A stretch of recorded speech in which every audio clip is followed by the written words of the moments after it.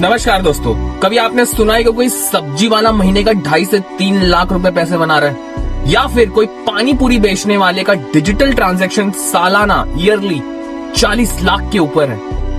दोस्तों, आपने भी ये खबर सुनी होगी, कुछ दिन पहले कर्नाटका से बताया जा रहा है कि बहुत सारे स्ट्रीट वेंडर्स ने यूपीआई पेमेंट को मना कर दिया है और सीधा साइन बोर्ड लगा दिया है कि सीधा कैश ही एक्सेप्ट किया जाएगा। यहाँ पे रीजन क्या है? रीजन ये है कि कर्नाटका के गवर्नमेंट ने स्ट्रीट वेंडर्स को, करीबन 14,000 स्ट्रीट वेंडर्स को नोटिस जारी किया है कि भाई आपने जीएसटी रजिस्ट्रेशन अभी तक क्यों नहीं करवाया। नियम क्या कहता है?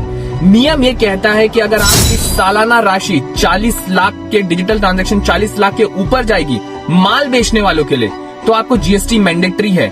और वहीं सर्विस देने वालों के लिए 20 लाख के ऊपर अगर आपका डिजिटल ट्रांजैक्शन जाता है तो आपको जीएसटी में मैंडेटरी आपको रजिस्ट्रेशन करवाना पड़ेगा। और इसी वजह से बहुत सारे वेंडर्स पैनिक में आ जाते हैं और उन्होंने ये वीडियो में आप देखोगे कि ये यूपीआई पेमेंट को निकाल के कैश का साइन बोर्ड लगा रहे हैं।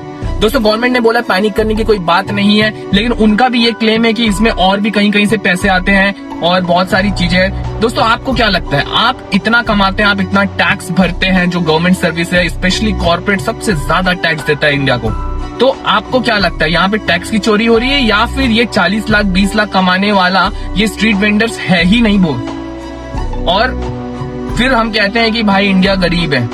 सोचने वाली बात है दोस्तों। और अगर भाई मैं डेटा की बात करूं ना, तो महाराष्ट्र के बाद कर्नाटका यूपीआई ट्रांजैक्शंस पे दूसरे नंबर में पूरे देश में। इतना तो तय है कि भाई इनकी भी कमाई तगड़ी होती है, ठीक है, ये बोलने वाली बात है और अच्छी बात है, तगड़ी कमाई होनी चाहिए। लेकिन डिजिटल जो इंडिया का सपना है, इसको रोकने की जरूरत है दोस्तों, बिकॉज वो ट्रैकिंग रहती है जीएसटी के थ्रू और डिजिटल पेमेंट के थ्रू ट्रैकिंग रहती है और टैक्स चोरी जैसी चीजें होती है।